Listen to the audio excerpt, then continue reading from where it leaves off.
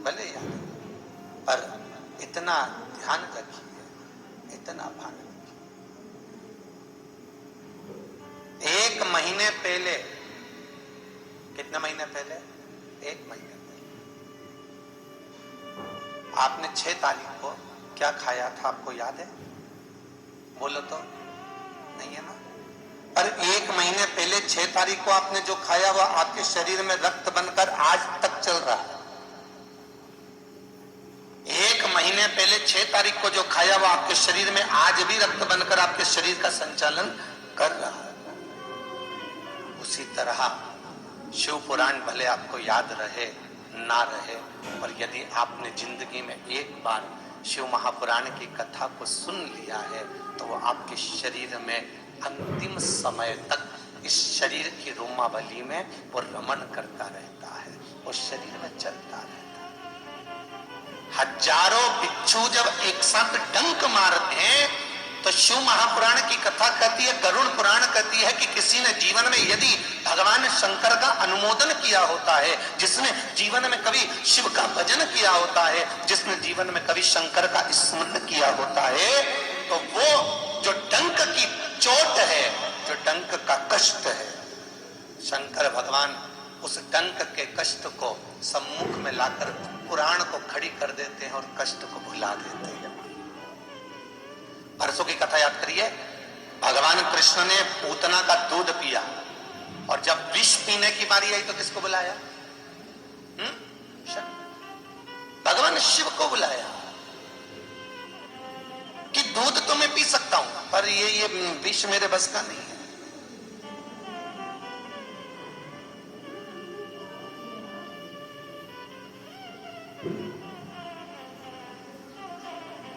आपके साथ में भी वही की वही है। बहुत ध्यान से सुनना कथा को, बहुत ये जिंदगी में उतारने वाली कथा। आपके साथ में भी वही है। भगवान कृष्ण ने दूध पिया तो खुद पी गए और विष पिया तो शंकर को बुलाया। आपके साथ में भी यही है। आपके यहाँ कोई खुशी का काम होता है, कोई मकान का मुहूर्त होता है, कोई ब्याह शादी होते हैं, कोई शुभ फंक्शन आते हैं, तो आप शंकर को नहीं बुलाते, आप सत्यनारायण जी की कथा करवाते हैं। बोलो सही है कि गलत? आप सत्यनारायण भगवान की कथा करवा रहे हो, आप गोपाल सहस्त्रनाम का पाठ करवा रहे हो, आप यमुना अष्टक का पाठ करा रहे हो, आप भगवान को 56 भोग लगा रहे हो। आपके यहाँ कोई शुभ कार्य हुआ तो आपने भगवान विष्णु को याद करा, लक्ष्मी नारायण को याद करा, ठाकुर जी को याद करा, राम जी को याद करा। और आपके यहाँ मान लो कोई व्यक्ति की एक्सीडेंट हो गया, कोई तकलीफ में आ गया, कोई को भारी रोग हो गया, तब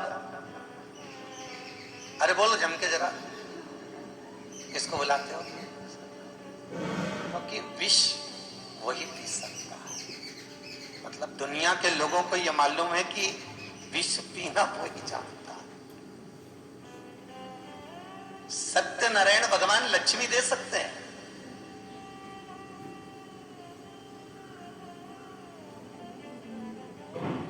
भगवान ब्रह्मा आपको मुक्ति दे सकते हैं, मोक्ष दे सकते हैं, माना कुछ प्रदान कर।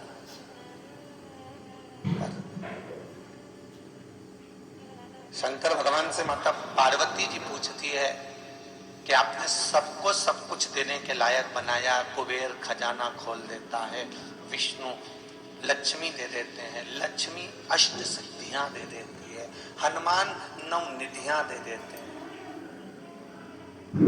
देवी सौभाग्य दे देती है।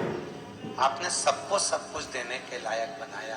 पार्वती जी कहती है महादेव आपने अपने पास कुछ जगत को देने के लिए रखा है। शंकर भगवान कहते हैं मैंने अपने पास शांति को छुपा कर रखा है। दुनिया के लोग देवता सब कुछ दे सकते हैं, पर शीतलता और शांति तो मैं ही दे सकता। सही बोलना जीजियो, तुम्हारे यहाँ डल्लभ का गद्दा लगा है, एसी का रूम है, खूब चकाचक लड्डू गुलाब जामुन सब मिल रही है, दिल्ली का लड्डू भी मिल रहा है, घेवर भी मिल रहा है, खूब खा रहे हो, और घर में अगर शांति नहीं है तो वो लड्डू पचेगा तो? अरे बोलती तो जाओ, पचेगा।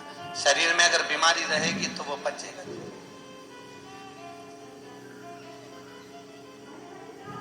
दुनिया की सबसे कठोर वस्तु कौन सी है जो दुनिया का नाश करना जानती है? वो है लोहा। लोहे की तलवार बनती है, लोहे की बंदूक बनती है, लोहे की गुप्ती बनती है, लोहे की हरसा बनता है। दुनिया की सबसे कठोर वस्तु है लोहा। पर लोहे से भी ज्यादा कठोर है अग्नि, क्योंकि अग्नि लोहे को गला देती है। पर अग्नि से भी कठोर है पानी, जो अग्नि को बुझा देता है, शांत कर।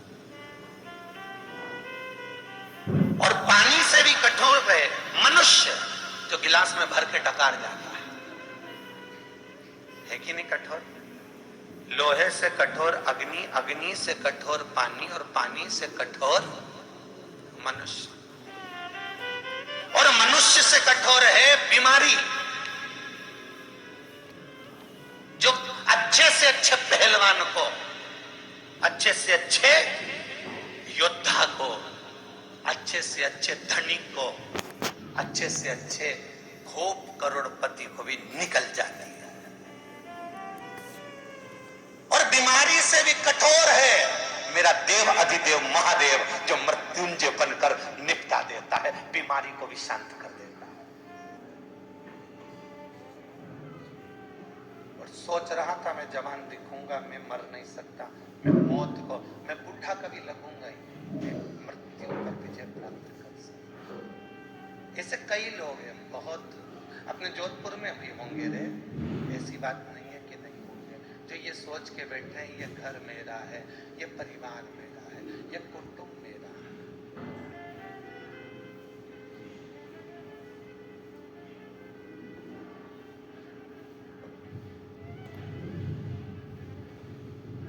एक बार फलोदी में कथा थी, हम फलोदी कथा करने गए तो